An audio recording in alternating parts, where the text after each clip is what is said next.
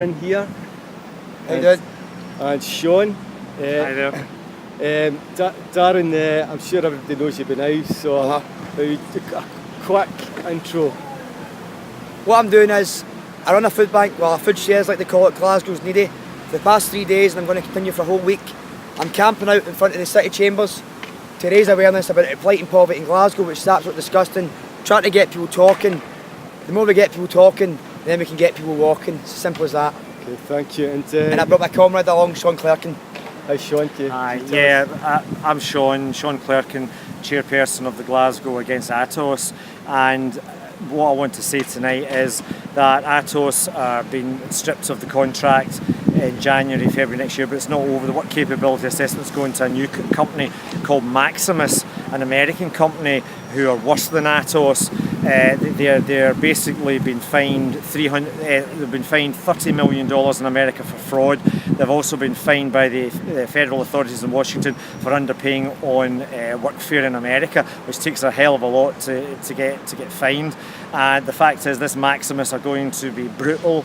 It'll be a brutal regime under just a greedy company making £300 million out of the misery of the poor, the disabled and the sick, and that's going to start next year. And this isn't exclusive I'm giving you tonight.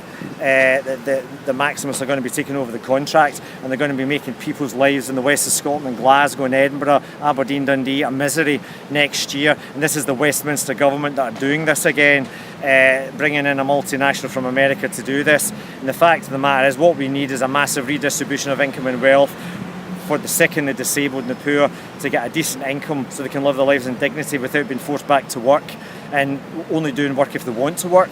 And what we are saying very clearly about this is the only way to do this, this redistribution of income and wealth, is to get a majority of the Scottish MSPs voted in by yes voters, and to have an overall majority in the Scottish Parliament through the majority of votes cast and the majority of MSPs elected. And we can unilaterally declare independence in 2016, and that is the argument that I am standing by and will be campaigning over the next 2 years, because the people are making the moves here, the politicians are following the people, and the bottom line is the people have got the initiative, and we've built the bridgehead to independence of 1.6 million people. And I say that we have to get rid of companies like ATOS and Maximus, who are now going to get the contract for 300 million people. They're going to rip off the taxpayer and basically profit on the misery and driving the poor and the sick and the disabled into the misery, driving them into the gutter of poverty. And this is an exclusive tonight given to Independence TV, and I hope a lot of people take on board what I've said tonight, because the news will be coming out in the next few days. Thank you for your time.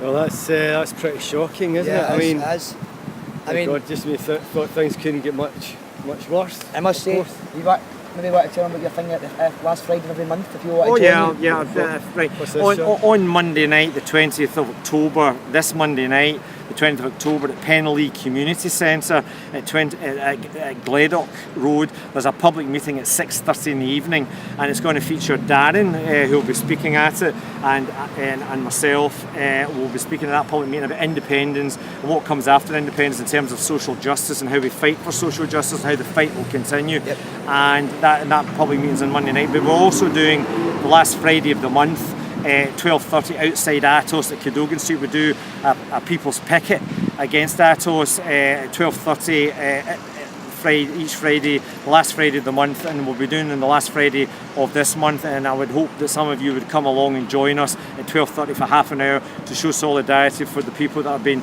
having the disabled and the sick, that having basically their lives have been turned into misery by ATOS. It's at 29 Cadogan Street on the last Friday of this month at 12:30.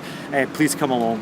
And I think that's quite apt after when the Tory Lords came out the other day and he's saying about how disabled people are only worth maybe £2 an hour for working. They're not even worth the minimum wage now. Is that the?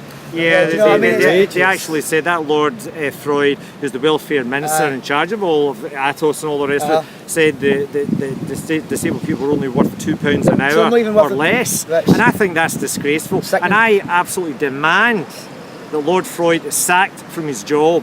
or that he resign and he go back to his £2 million house. He has a £2 million house. Go back to his £2 million house and stay out of touch, because he's not in touch with reality, not in touch with the real lives of real people that are living the lives that they live in the squalid misery of today, in the fourth most unequal society in the world, and that is Britain. But you know what I feel sick about that? We know that these people think this. We've always known that. But it's that bad and they're that arrogant that they've got the audacity to actually come out and say it. Correct. We've always known that they thought this. Yeah. They made a bite around the bush. We've always known they thought this. But to actually have the arrogance and the audacity to come out and actually say it with conviction, as if nobody's just to sit back and take him saying that. I think it's absolutely sickening. It's absolutely sickening. And one other thing, I have a couple other things to say as well on the issue of poverty itself.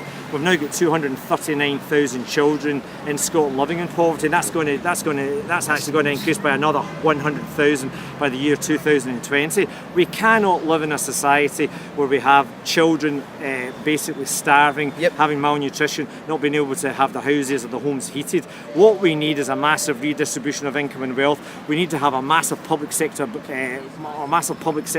house building programme, so that we have people have homes to live in and there's no more homelessness, and that's what we need to get rid of the poverty that we're having in Scotland today. And we need to get rid of the main political parties who are basically all singing from the same hymn sheet of neoliberalism, neoconservatism. Basically, because it was interesting today in the BBC that the Liberal Democrats, the SNP, the Labour Party were being interviewed about poverty, and they were all condemning it. But as the commentator said from the BBC, not one of you are giving an alternative to what we're going through, what people are going through at the moment. And what they should have been saying is that there should be a massive redistribution of income and wealth from the rich to the poor, and basically the rich should be taxed more, and the big corporations, the big companies, should be paying their full corporation tax and be paying more corporation tax, and they should be taxed in full, and that money being redistributed to increase the benefits and increase and bring in a living wage for poor workers. What people forget is that 60% of the poor in this country actually work for a living and are actually working full-time or part-time and can't afford to pay their bills. And the bottom line is these big companies should be forced into paying their corporation tax, not reducing it but increasing it, so that the poor are better fed and can live out their lives in dignity, where they're not poor anymore, and we live in a life where we create real life chances for our young people. And well done, Sean, that was very good, very radical, what I like to hear. But what we were saying is, it's not even about people who are disabled anymore. Yeah, I know. People who are disabled in poverty, people who don't work in poverty, okay. People who are working are in poverty. Absolutely. I can't get that in my brain. I don't like the fact that people are working in poverty. No one should be in poverty. Like I've said before, this is Glasgow, Scotland. This is not East Africa. This is a land of plenty. Exactly. There's no need for anyone in poverty. But the fact is that there's guys and women working 40 hours a week and they're still in poverty because there's no social houses. People can't afford, then they have to go and get a mortgage. Oh wait, I can't even afford to teach. How am I going to afford a mortgage? I'm then having to go to private landlord and pay through the teeth for my rent. Exactly. I'm then paying such and such who lives in a castle for the gas and electricity that's coming out the ground that belongs to all of us anyway. I'm then having to keep up the Joneses because the TV's telling us that I have to dress appropriately, or else I'm going to get slagged and my children are going to get slagged. Absolutely. How can people afford to eat when the cost of food's constantly going up? Everyone, we live in a culture where people, these celebrities, a celebrity culture, and everyone wants to jump in this train to be the only way is Essex made in Chelsea, and people are seem to be eating out, and yet there's some people who are working 40 hours a week and can't even go and get themselves a fish supper. And what's really bad about it is the food banks.